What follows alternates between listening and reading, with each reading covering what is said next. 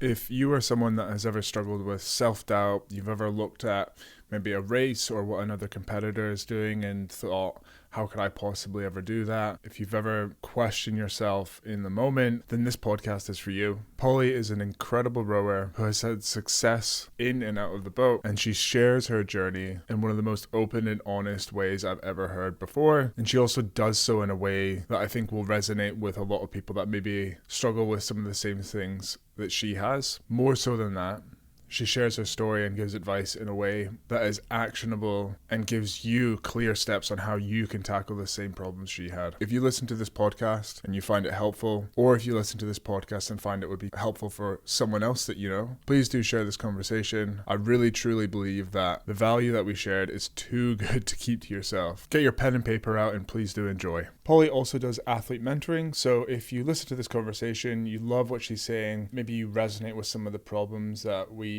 talk about, then head over to our page. I'll link her Instagram in the description. Drop her a DM and you can find out more information. Welcome everybody to the Edge Rowing Podcast. I'm very happy and lucky to be able to get to have a conversation with Dr. Paulie Swann, two-time Olympian, doctor obviously, trainee surgeon right now, silver medalist, world and European champion, but I think so much more than that, just as a really good journey to tell, and lots of insight and lots of adversity and just some very unique ways, I think, of like looking at the sport that's different from a lot of other people who have maybe achieved similar results from my perspective. And I'm just really excited to get to have the conversation with you today, Paulie. And yeah, thanks for finding the time in your super busy schedule to have the chat. No, not at all. It's absolute honor. And the only reason I have time in my schedule is because I'm about to go into night shift. So There we go. I wouldn't be doing anything with this time anyway. So no, thank you. It's great to come here. I'm Awesome. looking forward to it. Awesome. Cool.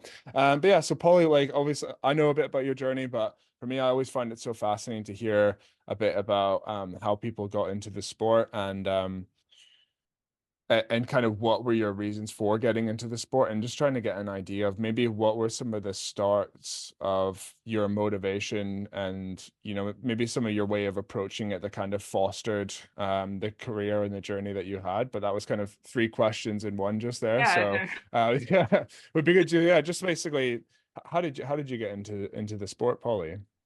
So I started at school. So it was something I was probably, I think I must have been about 12 when I started rowing. So it was kind of like a 20-year career. And which obviously means that I was in for the long haul, I really Yeah. loved it. And I just remember, so yeah, I was a kid. I was a bit sort of gangly and skinny and weak. And this scary man came up to me in the playground at school when I was in S2 and was like, "You are tall." Yes, I am tall. You will do rowing next year. I was like, I- "Oh, sure, okay, yeah." Like, never heard of rowing, never like even seen the rowers out on the river on the canal in Edinburgh. I'd done a bit of sailing. I'd done a bit of athletics. I was all right at athletics, but I was at pretty pants at every other type of sport, like hand-eye coordination, poor. mm-hmm. So my hockey career never really took off. Mm. And like terrible at football, all that kind of stuff. So I thought, well, I'll give it a try. This guy seems pretty enthusiastic / terrifying. Um, so, and I remember I so vividly remember my first day of rowing. There was a guy called Mr. Wilkinson, who's my biology teacher. He's this kind of big characterful man, and he was like, "Right, who's left-handed? You go and stand over that side. Who's right-handed? You go and stand over that side." And I'd worn my hockey skirt, like my not kilt, but Nice. It was to the go. basketball shorts for me when I got Oh, started. fine, good. Well, Yeah. I was in my hockey skirt, and got lumbered into this boat. And because I was left-handed, that meant I was stroke side. And I remember the skirt got caught in the runners because Oh no one dear. wears skirts to rowing, and no one told me this. Nope. And then that was it. That was when I kind of fell. Okay. And I was actually pretty rubbish at rowing for a really long time. So I started at 12, and it wasn't until I was about 22 when I actually made the GB team. So I had 10 years of just kind of trundling along and being the girl with potential, the girl that Hmm. should be really good because she's 6'1" and 12 years old. But I just didn't have it in the head. Like I was Yeah. really, really I don't like saying that I was mentally weak because you know I Yeah. kept going. I had something about me that wanted to keep going in the sport, but Yeah. I just couldn't perform on the big day. Like I would crumble. I was plagued by back injuries as well, which probably didn't help. Um, but in reality, I just couldn't. I couldn't do the sport as an individual, and I think that's what's the most important thing when you're trying to do. You know, trying to do the GB Juniors trialing system, um, and I just remember being so nervous and weak and like vomiting before racing and not sleeping and it built this thing up in my head as being this massive sort of mountain that I couldn't scale. And as soon Yeah. as I had my team and as soon as it was just the school guys and I was, you know, in a safe space with people that I knew and the team around me, then I was fine and I could you know, as I was sort of Uh-huh. schoolgirl national level, I was fine. It was I couldn't make that step to kind of represent your country. So What do you think was causing the nerves? I think I was just I think I was just young and quite sensitive Okay, and yeah. and there was a lot of pressure, you know, that for me from day one, I was the girl who will be good at Yeah. and oh you have Right. such potential, you know, you're going to be great, and for me that was like a really scary word. Potential is something you don't have. It's not something attainable yet. Uh-huh. Like you could be this but at the moment you're not, and it was difficult to kind of um figure out the steps of how to become this incredible athlete that you currently aren't, you know. Yeah. And so you would just get thrown into seat racing or trialing or whatever, and I just yeah every time used to crumble under the pressure. I just really couldn't handle it. So that's Uh, interesting as well. Just like you maybe got told that you had potential, and I guess a lot of the stuff with coaching is, do your UT2, do your technical work, do your weights. But I guess maybe you don't get taught how to handle some of the pressure that comes with the potential. And I think a big thing about what you're saying there and like your message is that like is one of the most important things for fulfilling your potential, whatever that is. yeah, and I think I remember always having this little negative voice in my head saying you're not good enough. You know, Hmm. you can't do this. You're not good enough. You won't be fast enough. And I probably didn't talk about that with anyone because I thought, oh, I can't be honest about this because all these Yeah. people are kind of hoping to rely on me. And so things like when I did have a back injury, it was like a relief because oh thank goodness I don't have to Yeah. files because I've hurt my back. I Great. know. I remember hearing you say that in one of your well in the TED talk that you did, which we'll Yeah. be sharing. But no, after everybody watches this video, of course. Yeah. Yeah.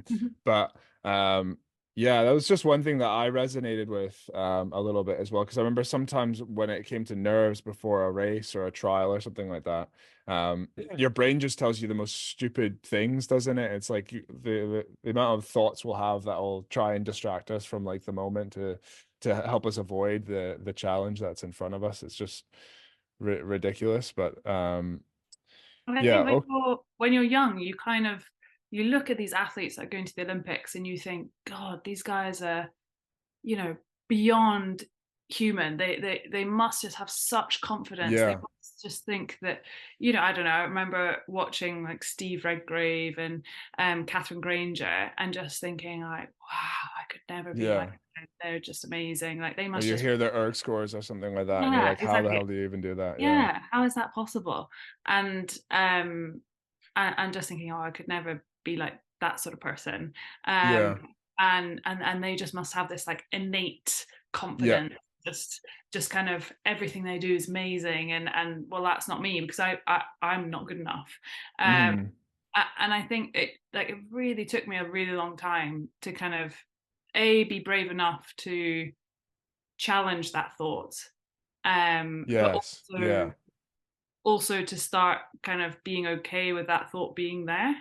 Yeah, that's anybody listening, like write that shit down. That is Yeah, such good advice. It's just I think just have that conscious like effort to like question your thoughts. Is it doesn't, you don't even, like you're saying, you don't even have to like solve it. You don't have to like fix it. It's just like the step to just kind of cognitively like look at something, and it gains you a bit of control and helps you take yourself out of that moment, I think. Oh, completely. And sort of now looking back, I mean, hindsight's a beautiful thing, isn't it? But both my Olympic finals and World Championships and European Championships, sat on the start line and thought, what on earth are you doing here? Like, this is the most hateful thing ever. Like, I do not Yeah. want to be here, and I'm not good enough, and my legs feel weak, and I feel breathless, and we're not even doing anything, and I'm just not ready. And what happens if I like capsize, or you have all these sort of negative things that come into your head and bombard you. Yeah.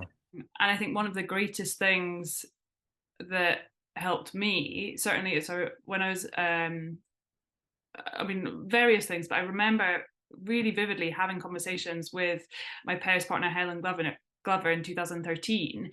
And we would talk about, you know, if you have that negative voice, or there's something that's telling you you can't do this, you need to have an answer for it. So I would sit and almost plan out my answers, like, oh, I feel so weak, my legs just feel like jelly. Well, you're not very weak, because 3 weeks ago you got a PB on the leg press, or I feel so breathless, there's no way I could do a 2K. Well, you did a 2K and you got a PB last, whatever, Hmm. last month, so of course you can do it. Or what if I capsize? Well, you've got to put yourself out there, and if you do, you just deal with it at the time. And I think Yeah. having conversations and being really open has helped me a lot, and it's something that I still use today. I can't say that my confidence is any greater now that I'm out of rowing and into my medical career, and becoming a surgical trainee. If anything, it's probably worse. My confidence has like gone from here to here Right. because it's something new. But this is stuff that I still have to use. If I go into an operation, Hmm. sometimes I'm a bit shaky, and I have to remind myself that that's normal, and that's okay. I've seen a transplant surgeon who's about to do an organ retrieval, shaking like a leaf. And Wow, really. this guy's a If you're consultant. about to go in for an organ replacement, stop listening to the podcast right now. You don't we don't want to know. No, but Good what I'm luck. saying is that's normal. That is, Yeah. and as long as when you're actually going and doing the thing, you can do it, and Uh-huh. you take that first stroke, or you make that first incision. The rest of it kind of almost happens. Hmm. You just have to do the first step, and once you've done the first step, you can see where you are and assess things, and you can be a bit more in the moment. Whereas all of this head game it's all projecting into the future. It's all a what if. It's not a reality. Yeah. It's Yeah. kind of, they're just thoughts, aren't they? It's not reality. So yeah, I think it probably took me I would say a good 13 years of my 20-year career to really start being able to challenge those thoughts, and yeah, be okay with it. And I was very lucky. So um in 2009 I started training under a man called George Warnett over in Glasgow. And I know the name, yeah. yeah, Yeah, he's an excellent, unfortunately he's now no longer with us, but absolutely excellent coach and wonderful friend of mine. And I was very, very lucky to be able to train under him. And we had a group of women, probably about 12, or even maybe a few more sometimes, women who kind of came from all over Scotland, so Aberdeen, Edinburgh, Glasgow, sometimes up from like over from Dundee or down from the borders and stuff. And it, it was a really great time. But I think he helped me. Not he didn't do anything special. He didn't kind of blow hot air up my arse or anything. Like, yeah. he Hmm. just kind of calmly built up my confidence. And just kind of he was a little bit kind of old school, so he was just like, come on, Paul, let's just get on with it. Let's not make it more than it is. It's just, let's go. Yeah. Let's go and race. You're just doing the same thing that you do in training. It's not a big deal. And So that's I what I was going to ask, is like what was he doing that was building your confidence, yeah, helping you build your confidence? I think just for me, I've always been at my best when I've had someone who's had my back. So When I look at my career, I've always had a person who I can really rely on that is part of my team, and makes me feel not alone. So when I was a Hmm. junior, I probably had those people around me. I probably just didn't have the insight to access them really, and be open and be honest and say this is how I'm feeling. Hmm. Whereas with George, I felt so relaxed in his company. He was just this warm, kind of enthusiastic force majeure. Like, he was amazing, and so I just felt really supported, I suppose. And I Yeah. think he just helped me to kind of be like, okay, let's get out of your head and let's just go and see. Let's just see what happens, And you never know, you might surprise yourself. And sure enough, I went down and did under 23 trials and ended up like winning the stroke side matrix, which I thought was. I remember we were in the debrief, and this guy Nick Strange, who was the under 23 coach at the time, was like, "Yeah, I mean, we've got old people who have under 23 gold medals, and then we have new people like Paulie, who rose like an old man and yet has come and won the stroke side matrix." And I was like, He said that. thanks. Yeah, I did, and I probably still do. Yeah. Like, really hunched back, like really sort of just lean on it. um and and then I guess that was for me, the pivotal moment in my career was moving to Glasgow, just trying out for under 23s, and then Mm. somehow it felt like a fluke, but it mustn't have been. Yeah. I broke into Well, the team, and that was kind of how it all kicked you off. but yeah, I was you also went and like by the sounds of it seeked, George out. Like is it Yeah, like maybe that's part of it as well. And one thing I was doing from my journey, I was training on the Clyde. I had a really good coach, Ricky, who changed my career. Wouldn't have gotten where I did without him. But it I was know all Ricky basically well. like one. Yeah, do you know Ricky? No Yeah, way. yeah. Yeah. Stuttering is tiny, so Yeah. everyone knows everyone. Yeah, and it's the same for those listening. It's the Clyde. George was coaching Paulie on the Clyde in Glasgow, and then Ricky was coaching me some years later on the Clyde in Glasgow as well. So same smelly river, but You want to yeah. fall in the Clyde. Yeah, you Occasionally, don't like know. a hand that's just like Yeah, yeah, you yeah, row yeah. past. The reassurance you get when you fall in is you get to drink 2 liters of Coke because Yeah, apparently the acid is good it's for the essential. Yeah, yeah, yeah. yeah. But Never mind falling in the tideway. The Clyde is next level. yeah, depending on what the runoff's like, but you should cut yeah. Anyways, but A my lot of the good point people was come from the yeah, Clyde and the canal in Edinburgh. It's like, oh, yeah. Yeah, yeah, yeah. There's Gillian Lindsay as well, wasn't she? She was yeah. coached by Mhm. Ricky as well. But and then yeah. But anyways, the so my point was like, one thing I was doing was I was going and putting my boat on the top of a car and driving to Edinburgh to go and train with people that are more competitive. So of course there's, the privilege based on where you're located and your support that you have um but sometimes taking that or like going out and seeking out yourself. So was that for you like was that a bit of a leap then going from or a bit of a leap of faith going over to try the new coach in a new It city? was a little bit, yeah. So I'd been training so it was Edinburgh has come on leaps and bounds from when I'd started. Like, I started uni in 2006, quite old now, shame. And there wasn't a funding, it's all volunteer Hmm. coaches. And there's a guy, Pete Corson, who was coaching then. He's a great friend of mine, and he did everything he could for me. But from the junior stuff that I'd done, I couldn't really do a lot of the events that they wanted to do. Like with the point, it was different then, but the point system and all that kind of stuff, it just meant that I Yeah. a little bit from some of the events that they wanted to do. So me and a girl called Ala Dubravina, who had a similar situation, we started going over to the Clyde to go and get some coaching from a guy called Matt Loader, who is also a Edinburgh graduate. And he was training out of Clyde Rowing Club. So we did a summer of that, or maybe a couple of summers of that. And then I think so that must have been about 2008. And I think Matt had said, Polly, if you want to get better, because I think Al was moving on. Um, you really need to train with George. He's excellent. And he had a single scully called Fran, and they would, you know, she'd won like the Nat championships and stuff like that.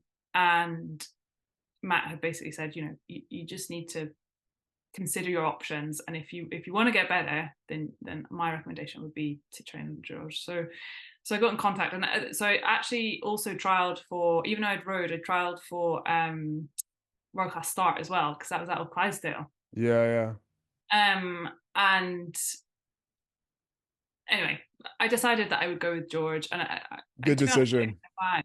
You think? Yeah, that guy who ran that place was an arsehole. Oh, fine. But yeah. Anyways. Well, I just remember they had it. So that Karen Bennett was in that group. So Yeah. I think, to be honest, I think it would have gone all right either which way, you know. But Yeah, yeah, I know. Yeah, we won't go. I'm sorry. I'm going to start complaining about someone else. I But mean, I don't know. I never yeah. trained with her, but I know. I'm not going to throw you under the bus here, but yeah. I think it would have been fine. And me and Cassidy would have like set up a You wee pair. definitely would have got an injury. You definitely would have picked up Well, an I got injury from injuries this guy. anyway.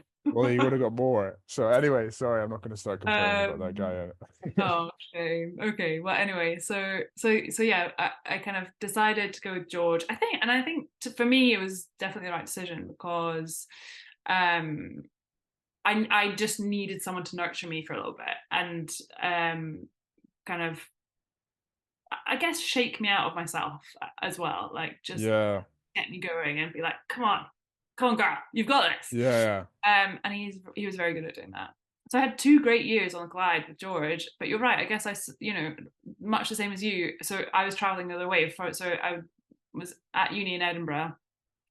And I managed to persuade this very tall, strong, amazing woman called Jen Reed to come with me, join me, to come and go through to Glasgow on a Wednesday, Saturday, Sunday.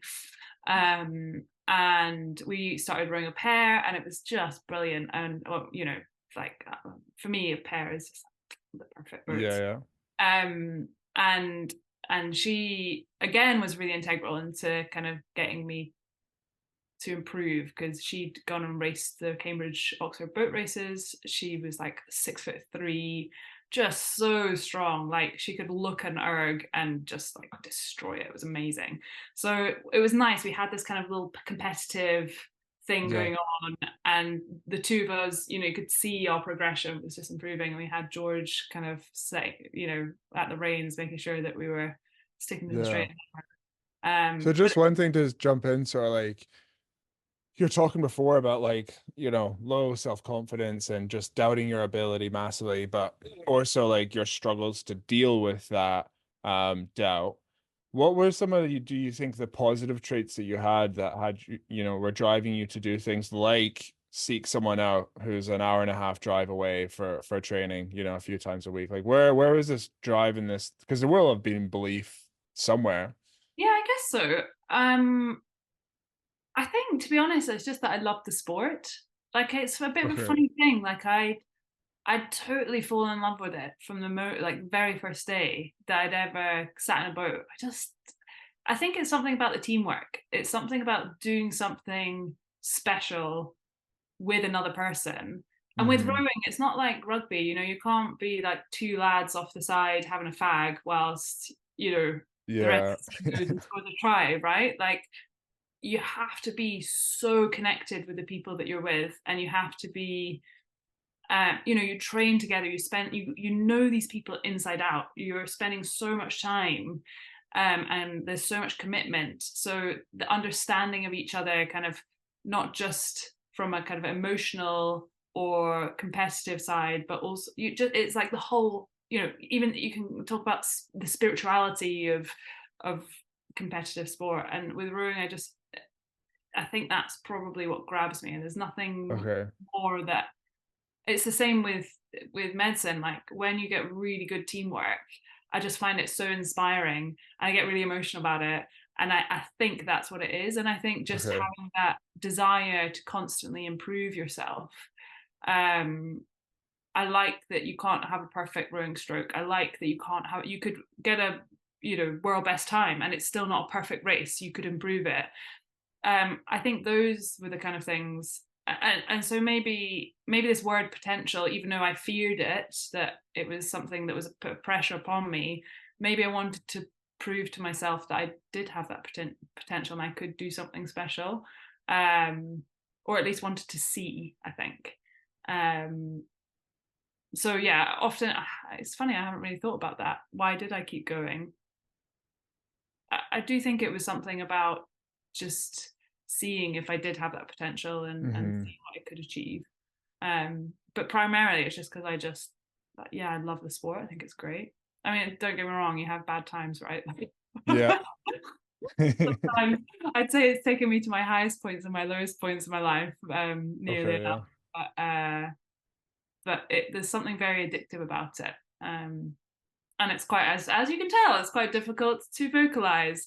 Yeah. I can't quite put my finger on why or what it is, but yeah, consistently I do just love it. And like even now, I mean, I'm really fucking injured, but when I can when I can get in the boat, um it's just it feels there's something very special about trying to get that boat to move in this perfect way and have that efficiency of movement, and even better for me when you do it with somebody else. um it's just it's a very special feeling, and I think that's probably what kept me going, which I'm very lucky, you know, that I didn't listen to that voice the whole time. Yeah. No, it's inspiring to hear. Okay, so back with George now. So like roughly you mentioned you know from 12 to 22, like you that was when you were really struggling with it. When were you with George? You said around 2008. Was that Yeah, again, would that 2008, have been when would that 2009, have been? 10, yeah. Okay, But that was when I did the under 23s in 2010. right. Such a long time ago. Yeah. I'm looking back at my journey now. I'm starting to notice that sometimes the photos come Yeah, up in your memories and you're like, it was basically black and white. yeah. Fair. Um, But it's yeah, worth it. oh, It's yeah, like 100%. I wouldn't change it for the world, you know. Like Hmm. it did take me an awfully long time to get around to what I wanted to do. Um, but yeah, I just think it's that is the beauty of rowing, isn't it? You can keep going. Like, I mean, look at people like Helen Glover now. She's going for a fourth Olympic. Yeah. Steve Redgrave, you know, he was in his 40s, wasn't he? And that is also the beauty of the sport. You can keep going, and you're not like swimming. They peak in their 20s, don't they? It's quite rare Yeah. to have someone in their 30s who's still going, or I don't know, gymnastics. Yeah. But Yeah, I yeah, mean, I only started when I was 9. I obviously didn't get to the Olympics, but I started when I was 19, and then I got into the GB team when I was 27. So it's something you yeah, can start fairly late as yeah, well. And then I yeah, think Alan as well, he got in when Alan Sinclair, he got in when he was around like 25 or something like yeah, that. yeah, yeah. So Everyone used which to is call him Old Man Al. old man out. Yeah, yeah. Yeah, I still call him that as well. Yeah, So me too. I think the grey hair helps as well, it's well. more his energy, I think. I think he's got like he just looks like he's kind of like achy, like Yeah, just he that should be a expression on his granddad already. yeah. Yeah. Sorry, Alan. Sorry, we But love you. anyways, I'm sure you'll listen to this. So yeah. Cool. So when So yeah, did you 2010. what were some like big kind of things that you think you took away through working with George when you maybe start to look yeah, maybe talk me through that point when you then went to into the next part of your journey, and what were you taking with you that you learned from George? Well, so I then decided, so I'd done the under 23s, and I remember we were flying from Belarus, or I think we'd gone to Poland to fly back home. And so we were 2 years out from the London Games, and Pete Shepherd, who was the development guy at the time, and probably I imagine he still is. Yeah, I think he still is. Yeah. Yeah, he's like he is probably the reason why I've been to 2 Olympic Games. You know, no, well, I don't say probably. He is the reason why I have continued with my career. Because he came and made me come and sit down next to him on the flight, and was like, "Right, Paulie, Right. what are you gonna do?" I And I was like, What? Right. Yeah, I can imagine that. Yeah. Right. So, well, it's London, isn't it? you know, for me, we'd come fourth at under 23s. I was in a four, like I'd reached the pinnacle. This is it. Like I'd finally achieved something. I'd represented GB. I had the best. Like I was going back home. I'd had a great summer. I was going back home, back to medical school, and I was going to cameroing in, and that was it. That I could never possibly be somebody who could go to the Olympics. And so I was kind of like, I don't really know what you mean, Shep. Like this is my last under 23 year. I've had a great time. I'm really chuffed. What do you mean? Yeah. Yeah, no, I totally disagree. You need to stop your medical career if you for a minute, and I think you need to think about London. That's why I was like, I hope Shep doesn't listen to this. No, that's a good impression.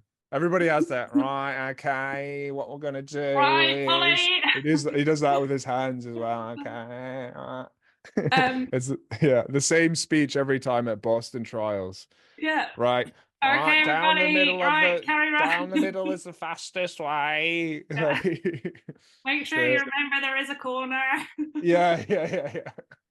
Yeah, probably the same um, one every time. Exact same. But yeah, okay. So oh yeah, you that's sat funny you there. mentioned that as well, because he had a knack. I think that's kind of he's a development for those listening, he's like the head development guy getting people into the GB team from under 23s and whatever. But he said something similar, he not that exact thing, but I remember in 2018 when I was trying to get in, and I was at a point when I was like, oh, I don't know, like I've kind of done 2 years full time after graduating, like I don't know if I've got any more. And he did say, he was like, right, 2 years out from the Olympics is when we start looking at the next cycle. And he said, he was like, he just kind of hinted at it. He's like, we're maybe looking at having you in for the next cycle. So obviously, like, probably that's part of like how he inspires people, I guess. And yeah, whether he says that to everybody, and you only ever hear about the people that have gotten into the GB team. I don't Um, think so. I think he's very good at. I would be surprised if there is a single person in the Olympic team that he hasn't at some point come up to in a regatta and been like, all right, yeah, when am I going to see you at trials, Polly? Or, like yeah, he does it. And he did that to me, like before I went for under 23s, I was at the time it was called Boosa, now it's Bucks. oh yeah, And yeah, he was like, why are you not trialing? And I was like, well, because I'm not good enough to trial. Shit. It's like, don't be ridiculous. And he's very good at kind of just seeing who's out there. And I mean, for me, it's if I hadn't have had that conversation on a plane coming back from Belarus to go home, he really made me think, well, hang on a minute, is this something I want to do? Do I want to try and go to London? And he basically said, you have 2 years. I think you're good enough to make the London Olympic Games. It's a home games. What have you got to lose? It's only 2 years, but you're going to have to start now. I'd never really thought about it. And my parents, when I got home, and because obviously I was completely transfixed, like thinking, gosh, what do I do? Got home and spoke to my parents about it, and they were both a bit like, well, I don't think you should do that. That's a really terrible idea. You need to be a doctor now. But yeah, I guess I felt quite headstrong about it. I wanted to see what I could do. So that's when I moved down to Henley and I started training out Leander.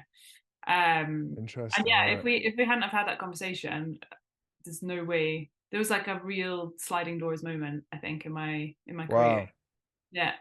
Wow, So it's so it's inspirational to hear that, but at the same time, you wonder how many, not to put a negative spin on it, but just the amount of times that maybe someone could have missed through not having that yeah, belief, or just someone else say it. So maybe then, say somebody could be in a similar situation, whether it's get to the Olympics or just enter a race that they're afraid of entering. What would you go back and say? What thought process do you wish you maybe would have had on that flight that would have allowed you to kind of have that belief? that didn't rely on Yeah, Pete Shepherd saying something? that's a difficult question. That's a good question, but difficult. Like for me, that thought it wasn't in my brain. There was Yeah. no concept that I could be good enough. Like like I Hmm. said before, the people who were in the team were superhuman. They were beyond what I could ever achieve, and I just couldn't see the bridge. Like I couldn't see Yeah. how on earth you would ever be as good as them. And in reality, the gap is big. Of course, it's big. But if you take it in small chunks, you can Hmm. get there, right? I mean, of course, that's how it works. And I don't know, maybe is it easier if you're kind of in the system a bit more from a young age, or is it easier if you train with people who've broken into Yeah. from, if you go to, I don't know, Thames Rowing Club and there's a whole load of people who've made it into the team, like would that mean that you would believe you could achieve that as well? I don't know.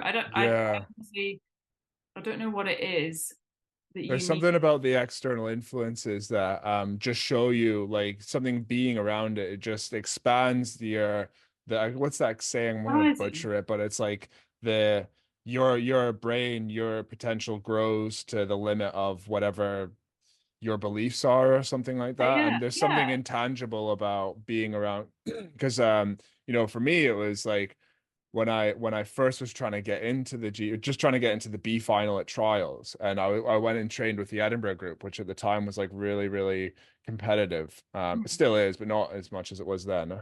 And I remember like being around some of them, the guys that were doing winning medals at under 23s and stuff, and I was like, they're just like me, you know what I mean? Like they like what is it that's different? They got hands, like feet, like, heart, lungs, like, why shouldn't it be me? And there's something just about, and like even now as well, like I've got a business coach. And like recently, this is something that in that group, I saw people that had bigger businesses than what like we have. And I was just like, it kind of just something about that, like seeing it and being around it just really, and no other way. I don't know. Like, and is there any other way that you can have that There without being definitely around it? is, but I think the fastest, easiest way to get better is to be with people who are better than you. Yeah. And I think that's been consistent in my rowing career. Like I moved down to Leander, and I was the worst person by a country mile. And I had these amazing women who'd won loads of under 23 medals, and they were going and doing World Cups and all sorts. And there I was, like this wee Scottish girl, just rocking out like, "Hey lads." What? I could Pardon me? barely pull the skin off a rice pudding on the ergo. Um, and I think just being in that environment made me like take leaps and bounds. But I honestly don't think if I hadn't have had that conversation with Chef, I don't think there's no way I would have gone. Um, I suppose, but do you know? I think a lot of those I was thinking about it the other day. Like I remember um, a guy called Rob Dauncey came up to me and my friend Jen. We did the pair at Henley Women's, and we'd raced this Leander pair, and I think we'd led them like for most of the course, and then we just didn't quite have it in us to get over the line first. But I remember him coming up to us and being like, "Well done, guys. That was really good." And do you know, if you ever think that you'd want to, take the rowing further or whatever, then we would love to have you in Leander. So I think these Classic Leander.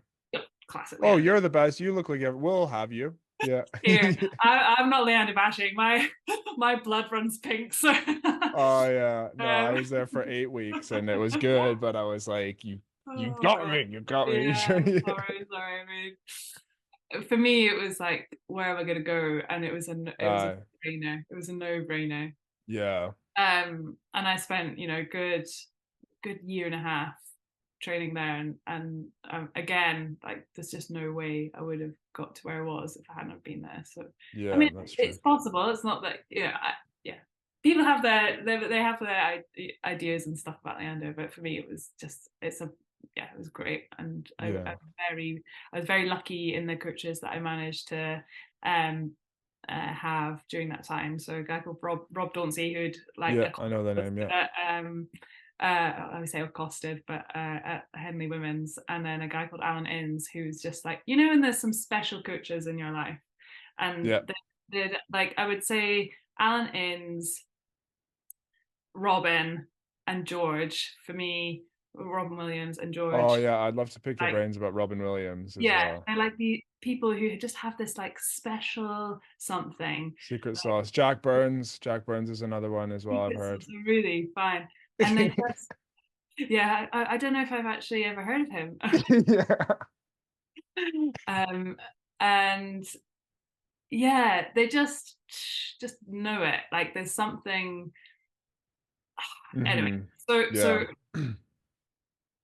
yeah, like you must have come across these people in your life as well. Like there's some coaches who are good, they're great. Like 100%. maybe you go and win a whole load of medals with these coaches, but actually there's someone who just like unlocks something in your brain. So Alan Imms was that for me. He this very kind of old school again coach. I don't know what it is about really old school coaches that Yeah, different it's a perspective, I hierarchy get. thing I just love. I don't know.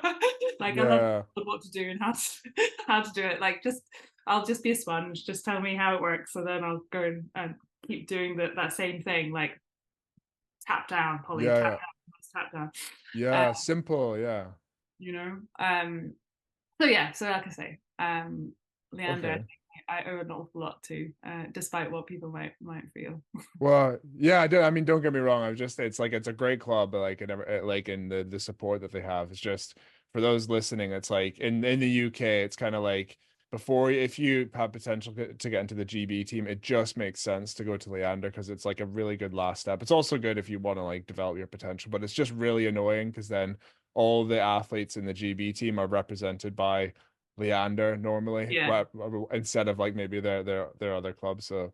It's nothing against them. It's just yeah, it's one of those things. It's kind of like all the smaller clubs get a bit annoyed at, but They do get a bit shafted. Yeah, it's true. so like at Leander then, like what were you where how did you progress? You mentioned maybe big fish, small pond going down into like yeah, big pond, small fish. I was um a tiny little minnow. a minnow.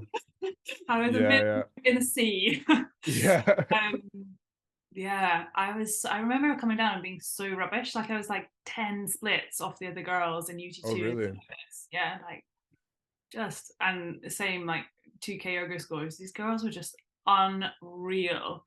So it just, but I guess what Just so actually, sorry, quick time. Like what age were you when you went to Leander? Just 22. 22. Okay, right, cool. Yeah. Is that right? Yeah, 22. Or just turned 23, I can't remember. Yeah, about then. 22. No, I was definitely 22. And I mean, it was great. Like, I think just having a huge squad, Hmm. and having being able to train full time. I mean, so I wasn't really full time because I was working because I didn't have any funding. But I think just making your life about rowing was where I made huge gains. And I think it's funny during that period of time, the self doubt thing wasn't a big because it's been kind of my overriding. I would say when I look back at my career, my biggest battle has been my negative self talk and my lack of Hmm. self confidence. And during that time, it wasn't a big problem. I just Really? remember being, I think it's because it was such, I had this goal. I wanted to try and make the Olympics. And I was kind of on a bit of a mission. And I don't know, I could like occasionally tap into that. It's almost like slightly psychopathic, not psychopathic, maybe sociopathic, like tendencies where I just had this like, I have a goal. I want to go and do it. I'm going to go and like execute everything and do everything I can to try and get into that team. And I wouldn't say I had huge self belief as such, but I didn't feel really restrained by self doubt. It was Yeah. like I was there trying to explore what I could achieve and push myself to the limit and just see, for me, it was like there was no pressure because I was this, Okay. young Scottish athlete that no one had ever heard of. Like, Yeah. you know, it was almost like it was my secret mission to try and get into the Olympic team. But uh, apart from Shep having spoken to me, the girls on the team didn't know my name. Like I was Yeah, just like steadily working under the cover of darkness, and I really enjoyed that time. And I think that's probably the most confident I've ever been, because I didn't have really. this kind of crazy pressure of, Mm-hmm. you're the girl with potential, you need to go and deliver these results. I think it was very freeing for me. And as a result, I sort of slowly chipped away and got better and better and better. Um, and then got invited to come and do some training with the British team. Um, What were you doing in that Leander group that you think worked, that got you faster, that got you into the training group I with mean, the I team? mean, it's training with people who are better than me was one of the biggest things. I What think did you take away from them? What were you like learning from training with people that were better just than like technique, but also just sitting next to someone who's pulling 10 splits faster than you helps, because you're you? like, Yeah.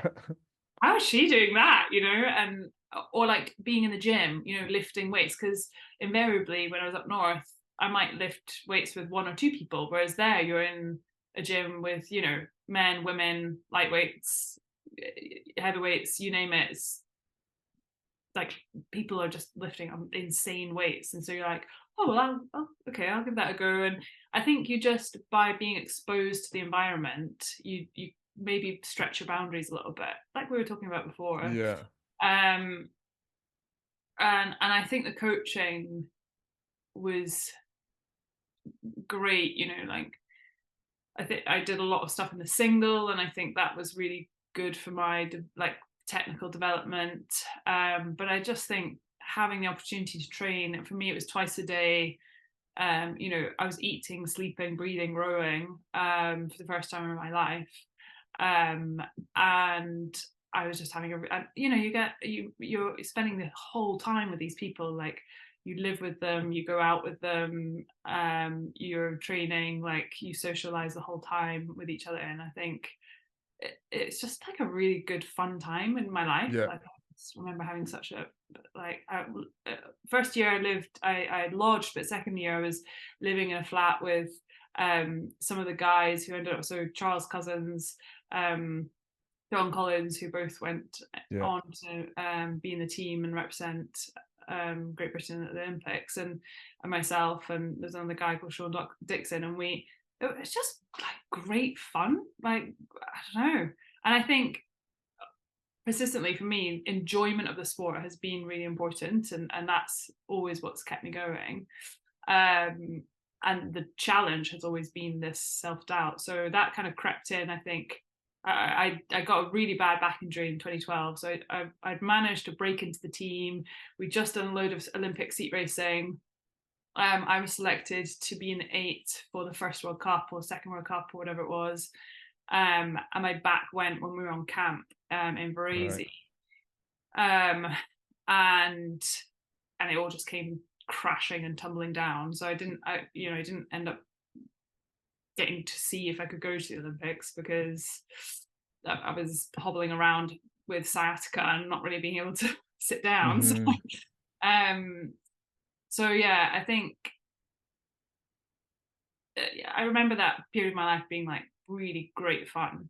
And I think very freeing, because I probably, even though I had a goal and aim, I felt like a bit of like a underdog, so it felt like there was no pressure for me to go and Mm-hmm. look at that. This was something just special to me, and no one else had sort of imposed that pressure upon me.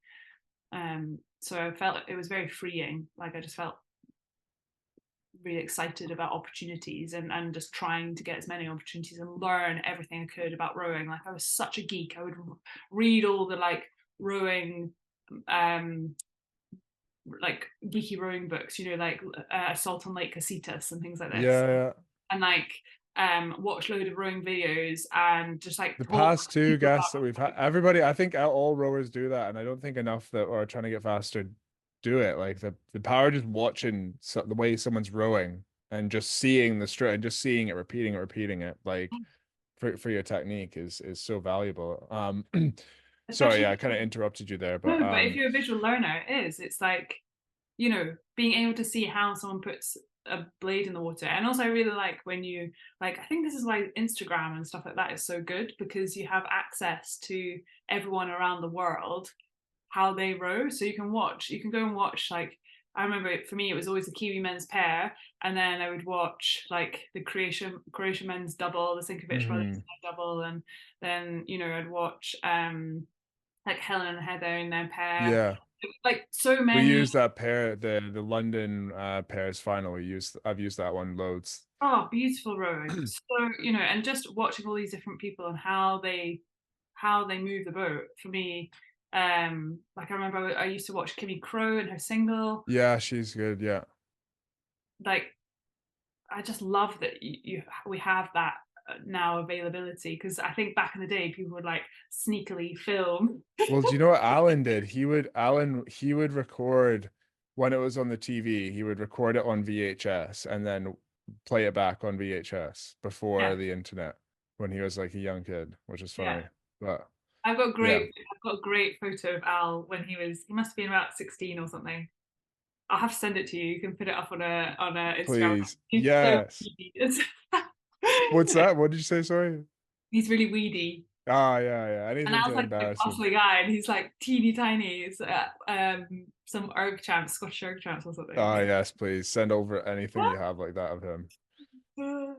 But yeah, so I just think having that time to just really geek out over rowing, and you know I'm a geek anyway, so just like understanding the rowing stroke, I found that time really really interesting and exciting, and when it then led into me being in the team, and then I was very fortunate to the next year be put in the pair with Helen Glover. Fortunate. Come on, Paul. Come on. You earned that shit. You earned it. Fine, So but you know, yeah, I was you're being also humble. given a bit of a chance, you know. Okay. Yeah, okay, fine, you own that shit. Uh, but I think, you know, with training under Robin Williams, you know, he loves that kind of really understanding every single tiny intricate detail of the rowing stroke, and understanding exactly how you move together and how the hull moves in the water and what you're doing. Yeah. We'd like break apart the whole thing, and actually to some points it was like too much for me, and I'm a massive geek, and you know I love it, and sometimes I was like information like completely overload, because you're looking at all these graphs from the telemetry, you're looking at your video, you're looking at people's videos that you want to emulate, you know, and times and data and power and wattage and all this. And again, I think that being that obsessive almost, sometimes I think it's too much and your brain needs to switch off, and you need to just go and like go out and go party and Bro. make a load of Right. life decisions and just remember Yeah. what you did, you know. And then sometimes I think being that focused and that obsessive about something is also somewhere, that's where like genius lies, you know. But that's where I think the like a lot of people get the enjoyment from rowing is because it's kind of about that. It's about that like obsessive nature to it and that perfection of just that one thing and just seeing how deep you can go. I Yeah, know it certainly was for me. yeah, I guess like it'd be a whole nother conversation on its own, but how would you like what were some big just like if you're to give some advice that you got from Robin to take home to someone listening, technically wise, because in my opinion, through the crews that he's coached, like your pair, Helen and Heather's pair, just the way that the boat I just thought some of the nicest rowing crews I've ever seen, and just the way that the hull would just run flat, that was the big thing for me. yeah. And obviously the success he's had with everybody he's coached. So yeah, what would be some maybe like kind of I don't know 1 to 3 technical tips that you think Robin taught you someone else could implement tomorrow? I think one of the big breakthroughs for me was like the transition at the front end. So Okay. that timing of placing the oar before you start Yeah. pushing on the plate, and also how fluid and relaxed you have to be. So I think I always thought of the catch as like an active process. So like, you know, Yeah. you're a sharp catch and you want to get backsplash, Yeah. Yeah. and it was much more of a kind of active thing. Whereas I think he taught me to just really like loosen off, and that placement is like a subtle um and sort of quiet moment in the stroke. Um, and if you can just really use gravity and relaxation to your advantage, you can place the blade before you start moving off, and you're gonna that's when you get that dip, like the beautiful run on a stern is because you've Hmm. played in at the correct moment in the stroke, and you haven't started pushing first. Yeah. So um yeah, for me, just having that relaxation and timing around the front end, and it's really hard. You have to really practice it. Yeah. And you almost. He used to use this analogy of, we're trying to put our blades in backwards, so we can't see what we're doing. So he used to get us to visualize being a kayaker, and if you're a kayaker, you would just put your blade in at the very Ah, point, that's it. right? I'm gonna You steal that. Yeah, you would just put your blade in there. You would never kind of put your blade and scoop it back. You just go, right, that's where I'm putting my blade. Um, and so you would almost sort of try and visualize that as you were rowing. And that was a big breakthrough for me, I think, just that timing and relaxation. Okay. And I think probably rowing, it's this, again, this kind of balance of force and power and maximal effort with utter fluidity and relaxation. And I think again that was something else that he coaches very well.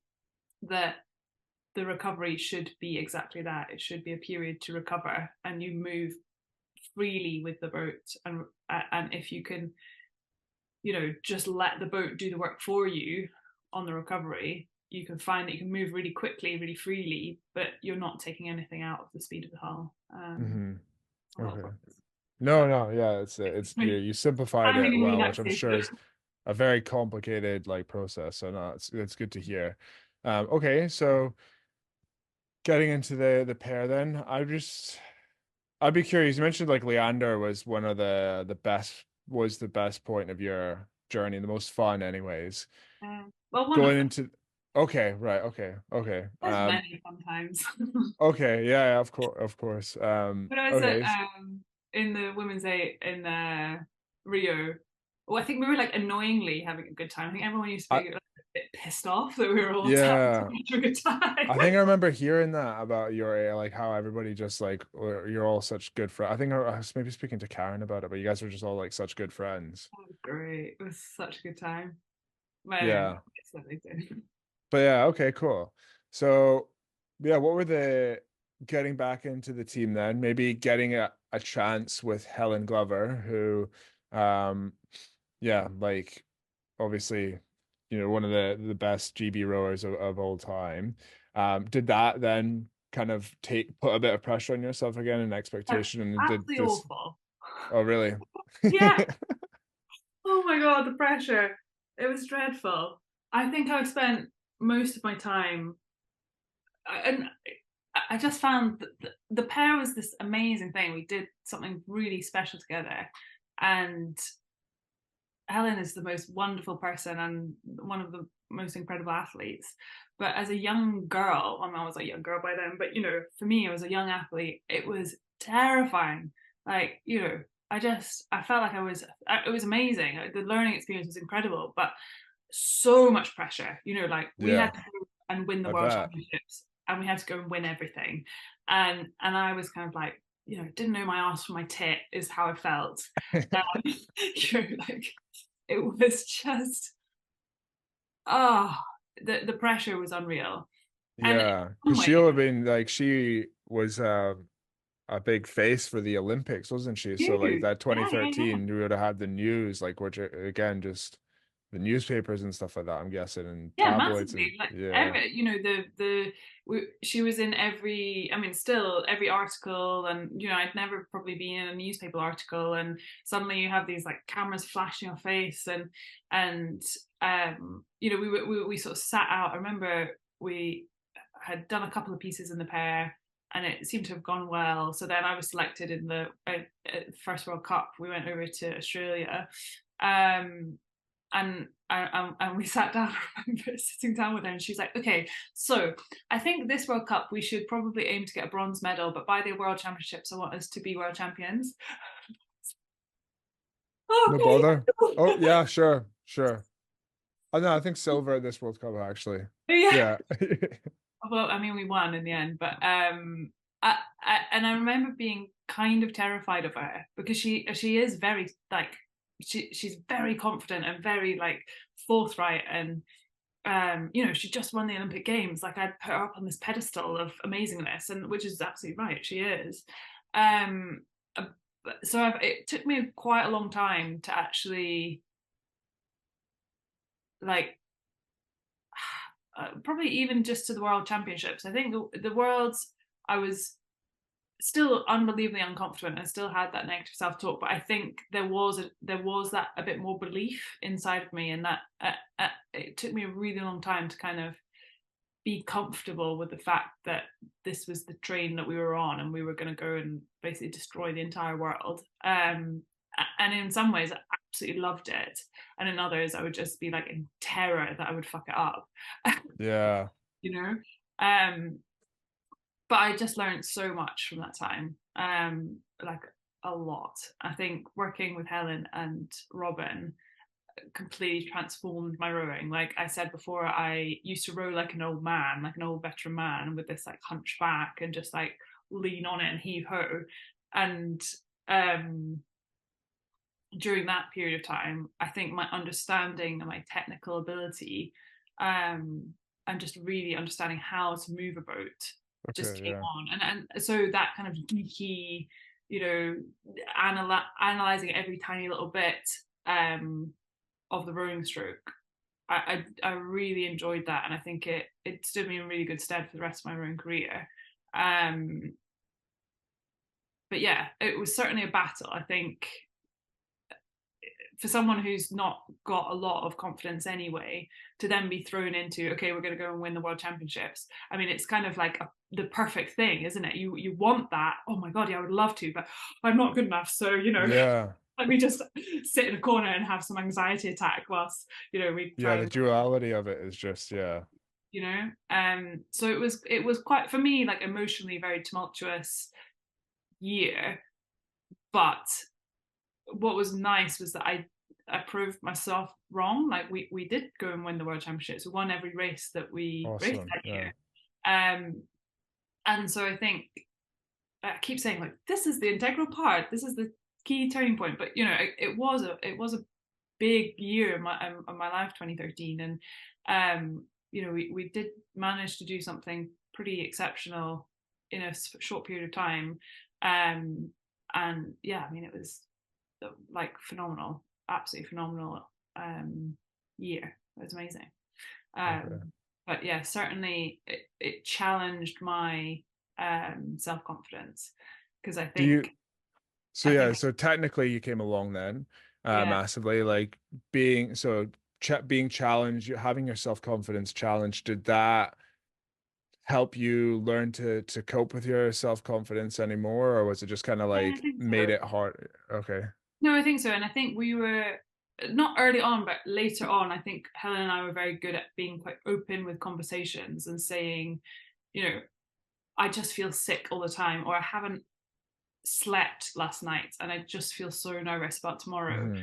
And it was nice to hear her say, yeah, me too. Like, I Right. never sleep before a big race, or like I hardly can eat. Like, I'm forcing my porridge down in the morning. Or just hearing that this person who had gone and done these exceptional things, that these people that you put on a pedestal, the first thing they think of when they wake up on the morning of a big final is, oh god, I don't want to be here. Why have I chosen this? Hmm. And that's normal. I think having those conversations was really, really helpful for me. And having, I think I mentioned earlier, we had these conversations about having an answer to the negative voice in your Yeah. head, because it is just it's just a voice.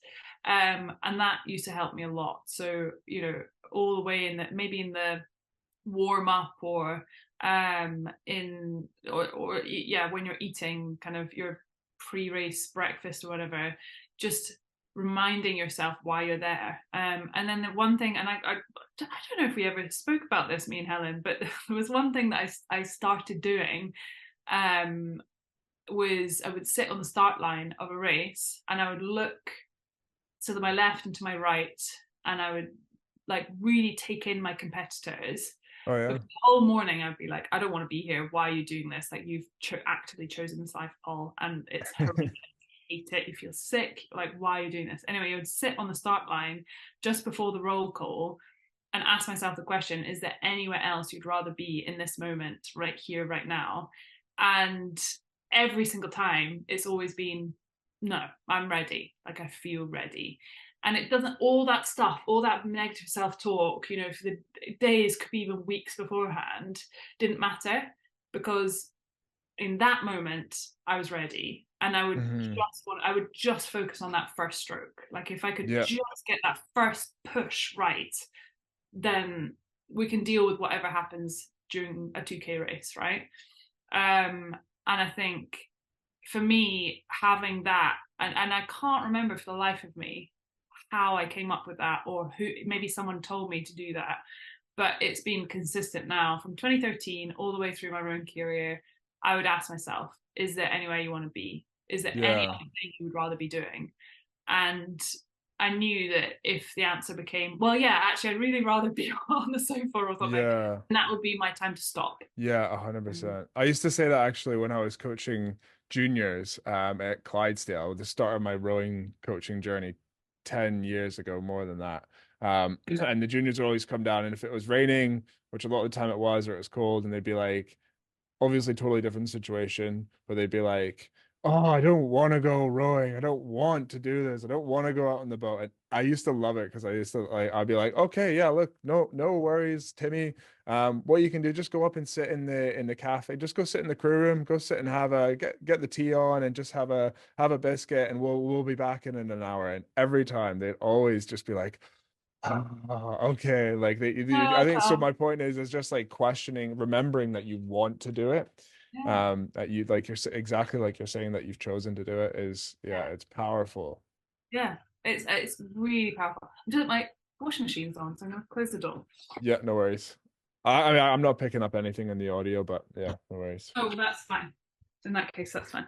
Yeah, Um, cool. yeah, I think, yeah, I learned a lot about myself in that year, and I think that the um, the things that I learned for my mindset, you know, I think that 2013 is probably where I addressed all those issues, because I think I kind of, during my junior years and under 23s and through Leander, it was there in the background, but I just never really properly looked it in the face, Yeah. um, and really said, right, well, what is it that's holding me back? Because I, you know, it's up and down, but on balance, I'm always negative. I always lack confidence. And I knew that if I wanted to go, and you know, I'd missed out on an Olympic Games. I didn't want to miss out on the next Olympic Games, so I knew I had to address these things. And okay, I Hmm. missed out for an injury, but nevertheless, like, you can't really be going into big races thinking those things and not having a strategy. So yeah, I spent a lot of time trying to build that strategy. And you know, I think we're very lucky with GB rowing. We had access to sports physiologists and psychologists and physios and doctors, and all these people are huge in terms of building you physically, emotionally, and you know, technically and everything. You know, not to mention the coaches. So I think I had time to really look myself in the mirror and say, like, how can I change this mindset thing? Because you Hmm. need to be able to go and deliver. And it's even things like ergo tests. Like, I would always get really nervous for ergo tests, or any sort of individual singles trial or anything like that. And I think just having a bit of time to kind of say, right, well, what is it you're afraid of? Fear, a fear of failure. Okay, well, you know, even if you do fail, is it the worst thing ever? And I remember thinking, you know, I'd rather have tried and failed than never to have tried at all. And so I kept, you know, I'd write that in my diary, like, better to try, doesn't Yeah. fail. Like, okay, what if you do catch a crab? Well, it's just one race, it's not the end of the world, you know. Even if it's an Olympic final, it you're this is a sport, like, things happen, it's Mm-hmm. okay, you just do what you can. And that's probably what's so great about sport, like, it's brutal, but Yeah. it's also amazing. um so I think that year I really, really looked at my mindset and did a lot of work to try and improve it. And I'm glad I did, because it's this stuff, like I said, well, sometimes I forget to use in my life as a surgeon or a surgical trainee. But like, I need to. This is Yeah. tough, you know. Which I think is, I'm so passionate about it as well, because that's exactly like what you're talking about there. It's that you can't take a big 2K score into a surgical room. Hmm, Like, but you can take your mindset and the skills and the reflexes and the muscles in your brain that you built into yeah. other areas. So, Yeah. And it um, is building muscle, because I think when I was a young child, I thought you have it or you don't have it. You have a yeah, positive mindset or you don't have it. You're either good enough or you're not. And that's bollocks. You can teach this, you can hone this stuff. You know, I used to love using like breathing exercises, you know, like simple yeah, stuff like box breathing, um, to try and just control the feeling of anxiety. And yeah, I would sit on the bus, like on the way to the course, just box breathing. And it makes a huge difference, you know. And yeah, you're not going to go from 100% anxiety down to zero anxiety, but yes, you want to be, you want to be in that middle zone where you're like, I'm anxious, I'm nervous, but I need that, because that's going to deliver my best performance. You know, I need that that's such adrenaline, good I advice. Yeah, need that. I almost was like, okay, I like the fact that I've got a little bit of palpitations, because I know I'm on edge and I know I'm ready. I remember talking to Alex Gregory, and he was like, if I don't vomit before the start of a race, I'm a bit worried, because I like, I might not care that much. You know, all of these feelings are because you care and because you want to go and achieve something special. And it is difficult, and it is, you will have to deliver your best, but it's also just gearing your body up and getting yourself ready to go and deliver that something special. And I think, yeah, having those conversations and being open about those feelings, and those emotions is and thoughts is really important. Because mm-hmm. there's not a single, in my mind, there's not a single Olympian out there who hasn't had self-doubt on the start line of a race, no question. And it's how you deal with that you know, is going to help in terms of your performance. Yeah, no, that is so, it's so good of you to share this, because I'll often like, I'll say that sometimes when I'm coaching, and I'll be like, someone will have their mindset issues, and I'll say, you know, the difference between maybe where you are now, you know, amateur, recreational, whatever, and an Olympian, is it's not the fact that the Olympian doesn't have this doubt or doesn't have these negative thoughts. It because yeah, both of you have that. What the difference is their ability to respond to it and handle it. Um, so it's really good for you to share this. And I think Um, it's the same in any walk of life, isn't it? Like, I think stuff like imposter syndrome, it probably gets worse as you progress through your career. So the higher up the yeah. chain you get, probably the more anxiety and you know, negative self-talk you have as well. And it's the same in rowing. Like, I still think that you could be quadruple Olympic champion and you're going for your fifth Olympic medal, and you'll still have self-doubt. I mean, what a ridiculous thing to think, but it's true. And probably that self-doubt is what makes you as good as you can possibly be. Probably that question of, could I be better, or I'm not good enough, is what spurs you on to train really hard in the gym and look at your technique and really, you know, understand your teammates. Because I think if you were like, oh no, I'm the best, then you wouldn't progress, because you're Hmm. Yeah. not the best. And even the people who are probably the best in the world and have, you know, a million world best times and loads of medals, there's always someone chasing their tail, isn't there? There's always someone who's going to be better. So they need that to keep them going. You can't, you know, you can't rest on your laurels. So I think it's important to have that questioning, you know, am I good enough? Am I going to be able to do this? Because Hmm. you care. So it's not a nice feeling though. It's really horrid. Yeah. No, I get what you mean.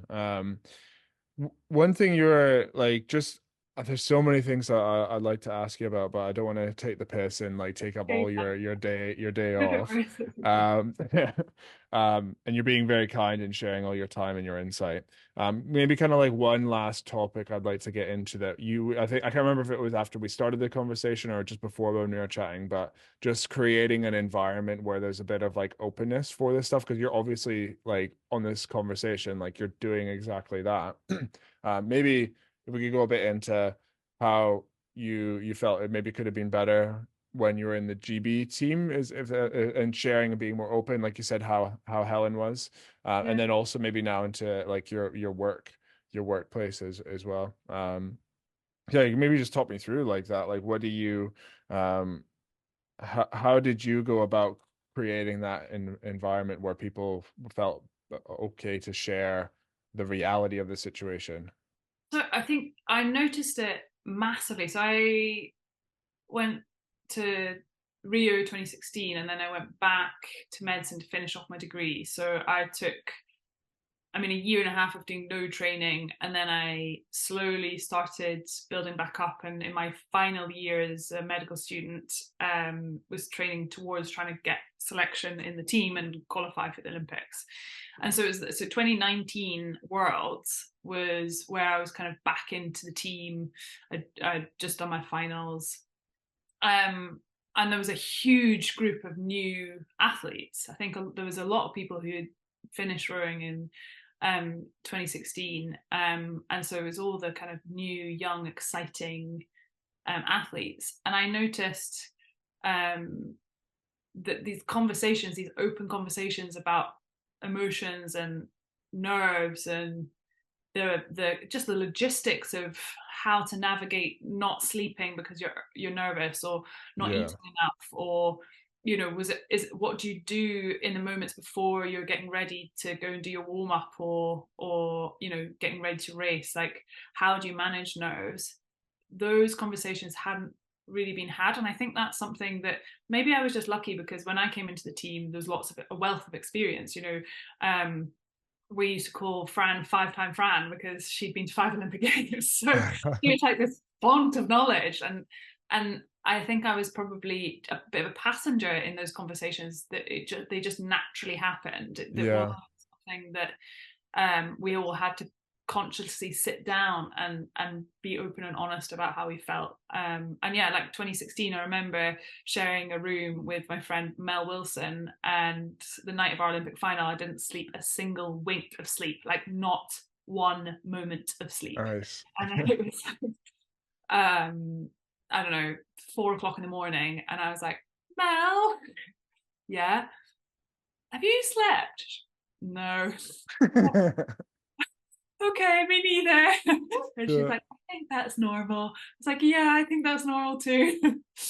um, and it doesn't matter. None of that matters because your body has so much Yeah. adrenaline. You could literally not sleep for a whole week and it not matter. You would be able to deliver on the day.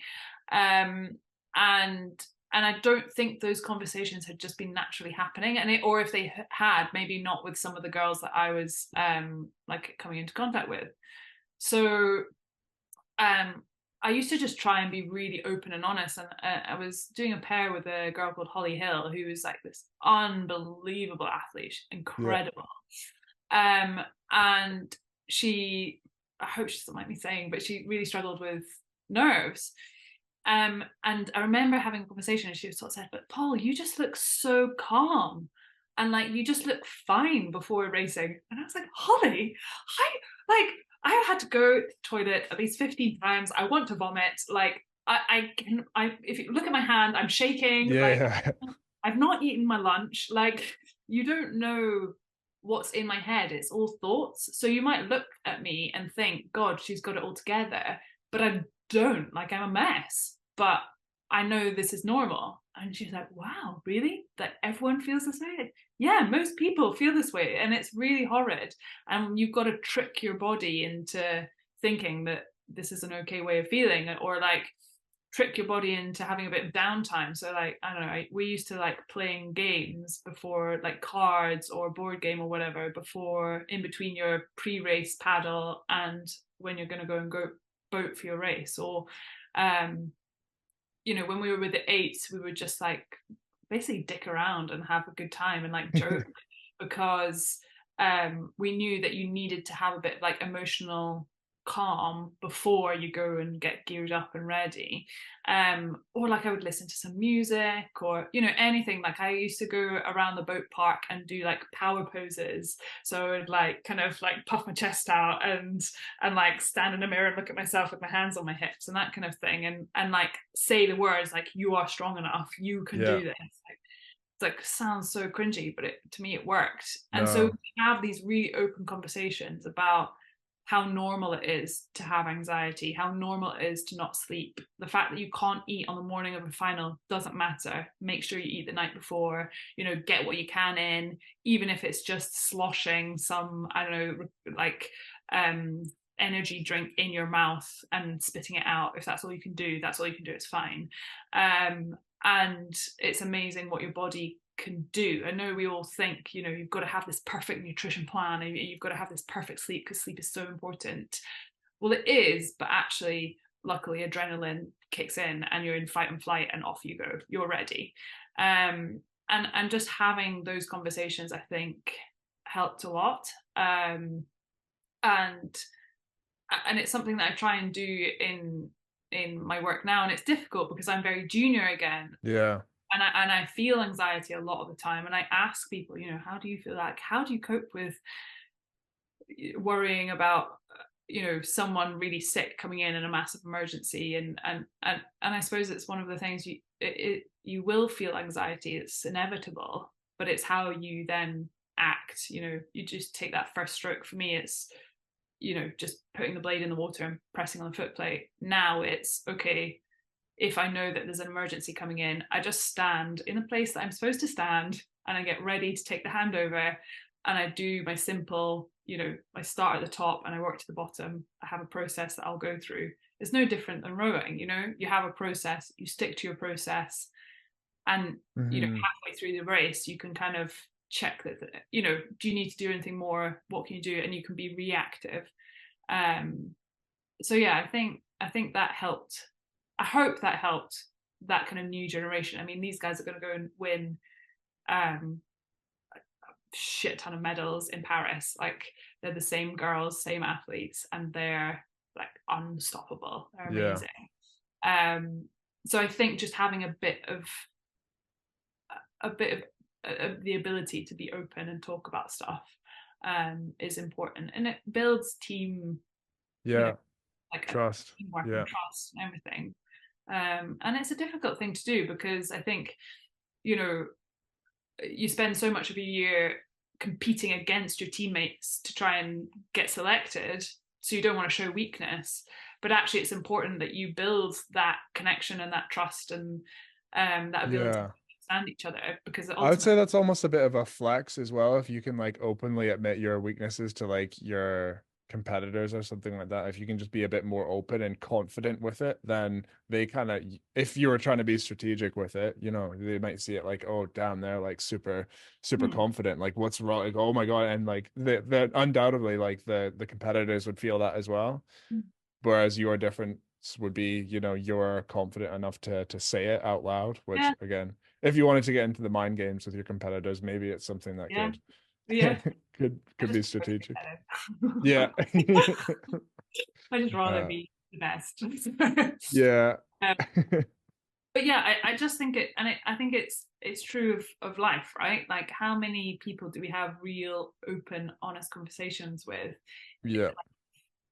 Not even in a workplace, like just with your friends. Like, sometimes Yeah. it's difficult to be raw and honest, and yeah, so I kind of wanted to try and do a bit of that in the last few years of my career, and I think I did that. I think I did. At least I hope it was helpful. Um, No, I bet. I do think that, so like I do a little bit of mentoring for some young Scottish women, and I try and be really open and honest and be like, this is how I felt, and this is how I navigated um like anxiety and fears and nerves, because certainly when I was young, I just thought that these people who went to Olympic Games were superhuman and they were indestructible. And that's just not true. We're all the same. Like you said before, we have hands, we have feet, we have arms. Like, we're all the same. Yeah, uh, yeah. absolutely. Um, yeah, okay. Like, look, I think that that would be like a really good place. Still so many things I want to ask, but I think it'd be a really good place to end it. And yeah, I just think people should hopefully have had a notepad out for that whole conversation. And if not, go back and listen to it and just take down some of the strategy and how you can go away and deal with these mindset areas in the way that Paulie did to achieve everything you did, and yeah, take it into the workplace as well. But yeah, just let Paulie, anything that you're up to now. I know obviously you're mentioning you haven't watched the TED Talk back yet, Sorry, not so yet. everybody, I'm going to link it in the bio. Make sure you go check it out. And but yeah, anything else you're up to right now? Kind of anything new with you? So I mentioned like quite into a bit of mentoring, so I'm hoping to do a bit of mentoring of like any athlete. I kind of focused on young women just because that's who I was. But yeah, I think so yeah, if anyone's interested, then let me know. And it's all been quite nice and informal, which I quite enjoy, just having open conversations, and hopefully trying to get people to realize that you don't have to be superhuman. I think that's something I'm quite passionate about. And then I'm going to be doing some punditry for the Olympics, which I'm Oh, very cool. nervous about. So yeah, I'm looking forward to that. So I need to do some swatting up over the next little while, and homework to make sure that I say all the right things and know all the right people. But I think that'll be quite fun. And then, to be honest, it's just the day job. So night shift tonight, and then try and take over the surgery world as well as the rowing world. So yeah, lots Nice. to do. Exciting. Yeah. Well, again, okay, I'll link your Instagram in the Yeah, description as do. well. And yeah, thank you again, Polly, for coming on. I really just enjoyed. I think very unique as well. I think the way that you're sharing your journey in a way that I haven't heard before. So super powerful stuff, and I'm sure it'll be having a great impact on the listeners. But yeah, thanks again, Polly, and yeah, cheers. See you soon. Cut. Yeah, yeah. I'm